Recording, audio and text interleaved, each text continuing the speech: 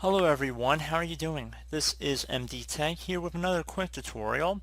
In today's tutorial I'm going to show you guys how to hide the taskbar on Windows when YouTube is full screen and the taskbar is not going away.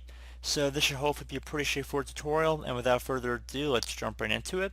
So we're going to first begin by navigating to our taskbar, which in most people's situation should be at the bottom of their screen, right where the clock is and everything in the start menu. This bar down here is the taskbar. You want to right click in a blank area of it and then go and left click on Task Manager from this context menu. Once you're on a screen that looks like this, now if it does look like this, you want to just expand and left click on more details down here in the bottom left. You do want to locate the Windows Explorer background process here. So underneath Windows Processes, go down to Windows Explorer. And then once you've left clicked on it, you can also search it just by left clicking on the left column here and just typing in Windows Explorer and it will come up. So either way, but you want to navigate to Windows Explorer, left click on this restart button in the bottom right corner of the screen.